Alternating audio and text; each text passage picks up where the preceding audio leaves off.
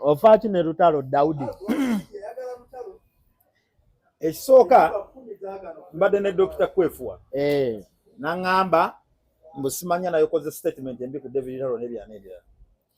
Ekya David Lutalo omusajja omulengeza. Sina okulengeza kwe kutya. Mwe tomulekeddemu katiibwa nakamu. Ekisooka awagire muntu we ali sente ze. Naye bw'oba sigwe yatwala ku ssomero olina okubaako ebintu ebimu byeweegendereza.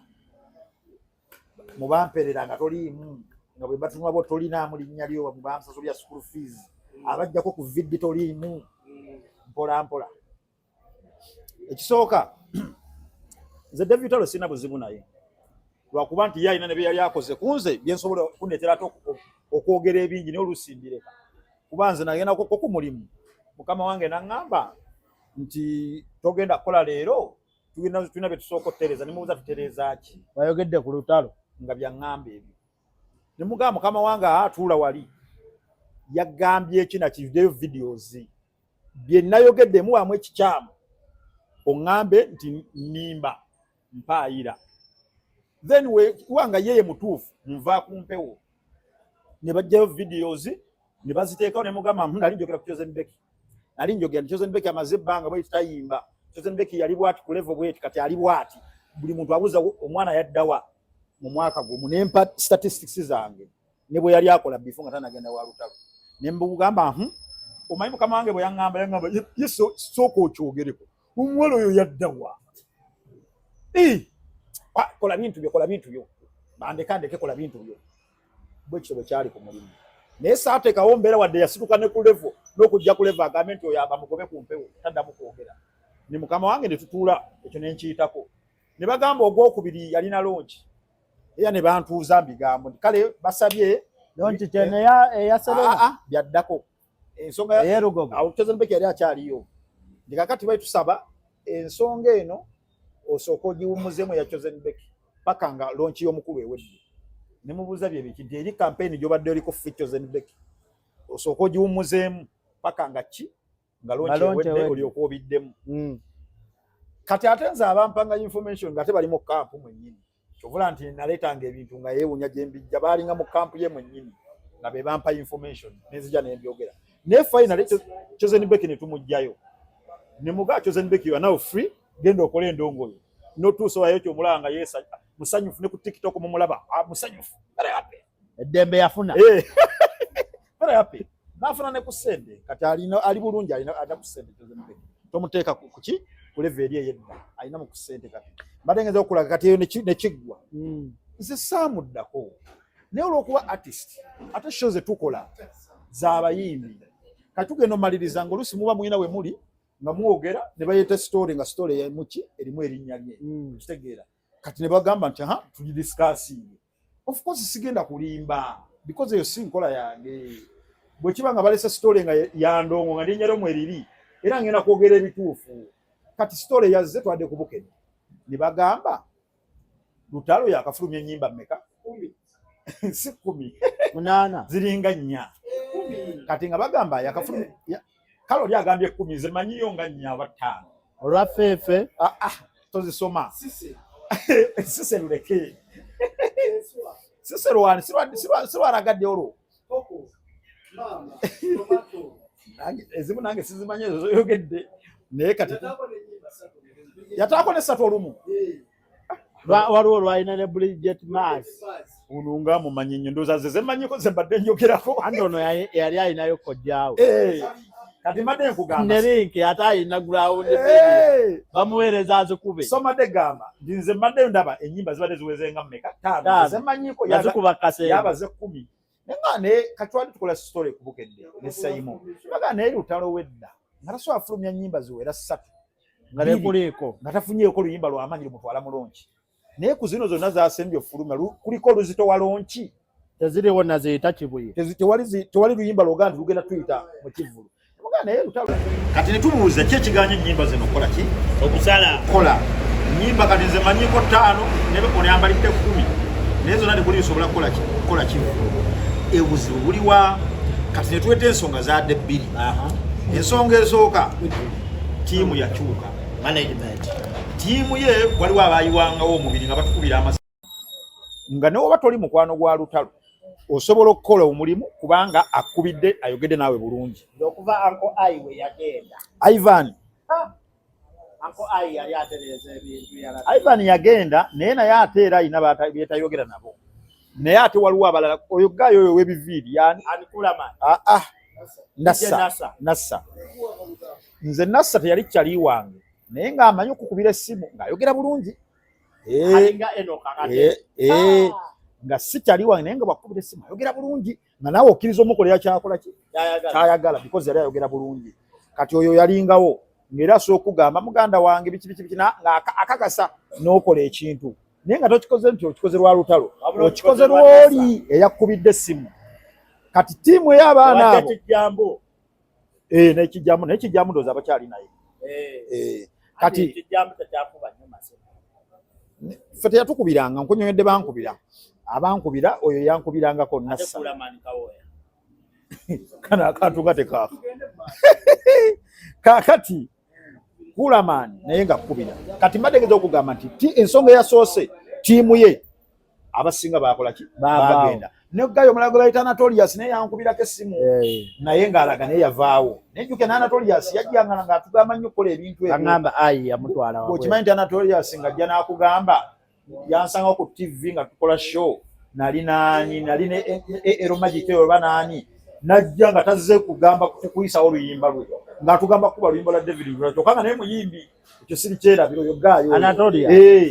yajja ng'ayagala tuanalyze oluyimba lwa David Lula kyokka nga naye ayina olulwe naye nga tatugambe kwogera ku lulwe ngezao okulaga ttiimu bye yali ekola kati Anatolius yali akinkozeeko ng'atwegayirya muyisewo ennyimba za mukama wange kati naye yagenda kati baŋŋambye n'oyo w'ebiviiri naye yagenda Nassa naye yagenda n'abalala kati tugambe nayo naye oyinza okuba nsonga buli olabika kati omukulu sente azija yekka waki bano bagenda bwe bagenda baba balina kye bakutoolako bw'oba tomanyi so kati ze lwange yali biradde bigambo byange lutalo waaba alaba zino ennyimba zonna nga ziganye wakitadde ebbali n'abaako ekintu kimu kyatereeza you revise bagita self audit weekolako audit ne weebuuza what's not happening what went wrong ambagamba ebyobufuzi eyo yadde point yakubiri naye yabadde point esoose management because bano abantu buli we bagenda n'osigala nga sente ozirya wekka kikutoolako oyagala toyagala bangi bekikosa ne bajoni bulaka kibakosa n'abalala buli woolya wekka kati zedi ekyokubiri ebyobufuzi nze ndowooza ali asobola okiyitako naye yabinyooma ate nayo kubinyooma era kiddayo ku management because management esobola okujja era n'etandika okutereeza embeera wadde nga gwe tolina kyoyogedde management ejjeeno neetukkakkanya bane omusajja waffe teyabyogedde bane okitegeera buli woobulayo omuntu akuwolereza byonna bikutuukirako sente zo zirya wekka naye naawe omala n'osiwuliramu kyekyo kyekitegeeza naye kyeggamba kye kino nti ebyobufuzi eri asobola obbiyitako because ebigambo ebimu bayinza olako baali bamuwaayiriza tewaaliwo obujulizi bumala bulaga nti yali abyogedde naye ate management eyandituyambyeko okuleeta amazima ago tewali yali akikola so kyeggamba nti ebyobufuzi yabinyooma neyeematira yali asobola okukiyitako senga teyabinyooma n'okwematira senga yavaayo n'akyadressinga mu ngeri entuufu abantu bandimutegedde ekyokubiri nze kyendowooza ekyebyobufuzi ekirala ekimukosa ekintu kya federation kino okubeerayo kimukosa omanyi abantu abaalabuka amangu abalina ku bantu abagezigezi ababeetoolodde buweeyo omu Shiba Benzi Shiba yali addirira wali ku lusegere lw'omukulu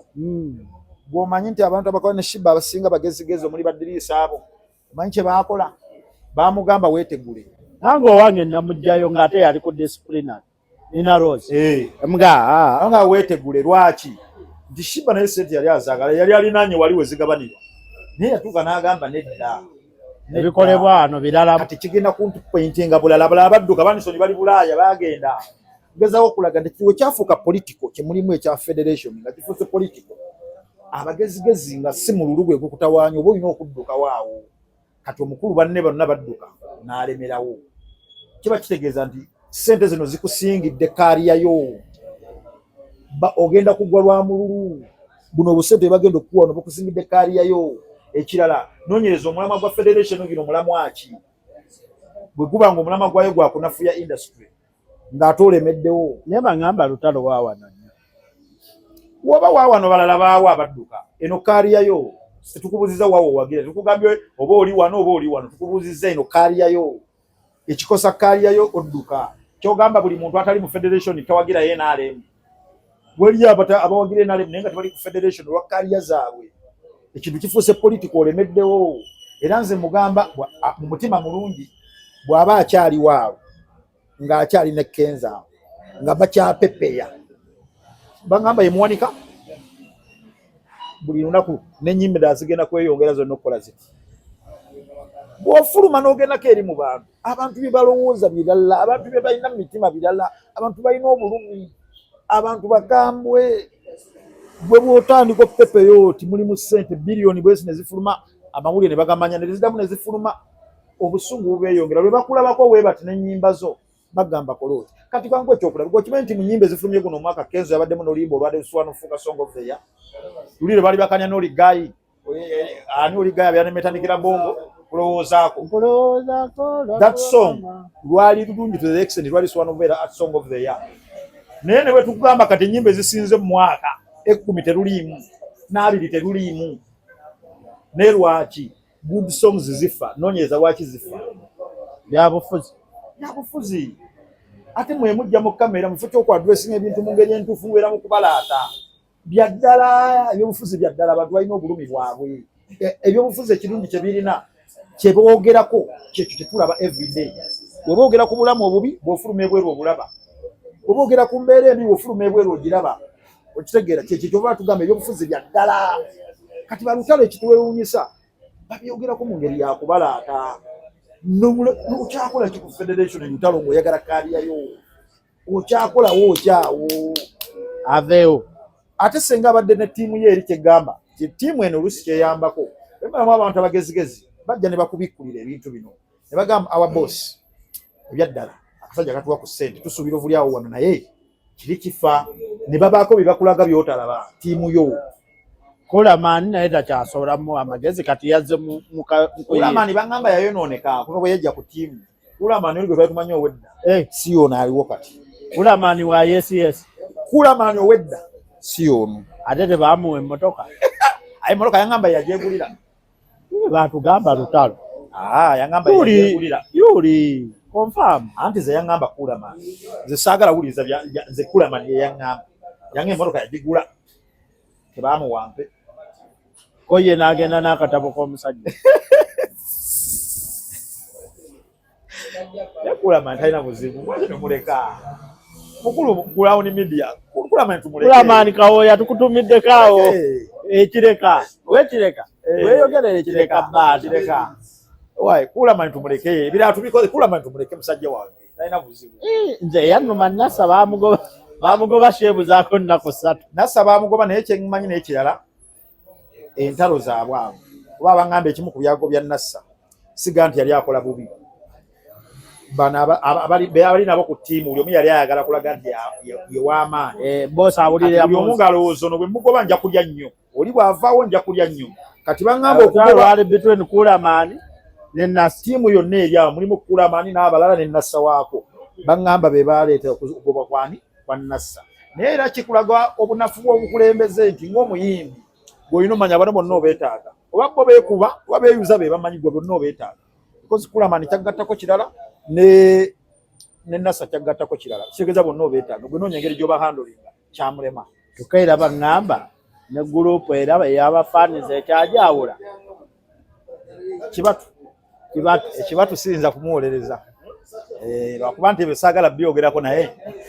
siyinza muwolereza yaddala kale omusajja wo Dangani tasobola kugamba ku musajja Dangani amugamba ekinga naye yeetaaga kugambako ye waliwo eyaŋŋambye nkutumireko asiima byokola ani oli Jesse Carolina ekyana ekyo kirungi ekyana ekyo kirungi ki Jesse Carolina Jesse Carolina twagala okubuuzaako mu ngeri ey'enjawulo weebale kulabika bulungi weebale kuyimba bulungi muyimbi wa gospel amulwedde genda ku YouTube naye abalako atya n'abaana ba gospel abo abaana ba gospel tebatera kuba balungi nnyo bwe batyo bano baguni tebamutawaanya Baleviksoni Jesse Carolina bale Vixen tebakutawanya ekyana kirungi oba yafinuta kirungi kyaddala agenda kuwaayo ku nkalu. Nagenze ku YouTube nenkikeberako awo naye ssebo kiyimba bulungi. Looya alinamu ku ssente. Jesse Carolina ku YouTube nakebedde ennyimba zo nnungi. Bano Davikoma ab'omutima omubi tebagenda kukusobola. Kiyimba bulungi ate kyamaanyi. Looya mwana muto. Siye muyimbi wa gospel kati asinga ebitabo. Abayimbi wa gospel basinga tebasoma. Simanyi omuyimbi wa gospel alina diguli. Andamu bakulirako straight. Church ze zibayambyeko awo bakuliddemu orphanage. Ye muyimbi wa gospel kati gyemanyi ayina asinga ebitabo. Jesse Carolina ye muyimbi wa gospel asinga ebitabo kati njagala Levixon akiwulire. Ani Gabi Ntata akiwulire. Ani omulala awo. Laneke muyimbi wa gospel. Laneke ze nyimba ze ndabanga yafuka muyimbi wa TikTok. Ne ku TikTok taliyo. Kijja okuvuma. Laneke musajja wange. Laneke musajja wo. Musajja wange. Yampadde ku ssente nno Laneke. Yali ampaddeyo ku ssente. Yali alina Volkswagen. Akyagirina? Nnyo. Akyagirina? Neero akuba kati taliimu. Ali mu America. Yampako ku ssente Laneke. Yansanga awo ng'avuga Volkswagen. Nampa ssente. Neziramu ne musanga emunyonyo twalina Gravity. Manyi Gravity naye tulina endagaano. Ne Gravity buli wansanga ampa ssente. Kati kwolwo Gravity yampa ssente. Ne Laneke nannyongerako endala. N'amala nantwala ku kyemisana. Butereevu tetusukkako awo.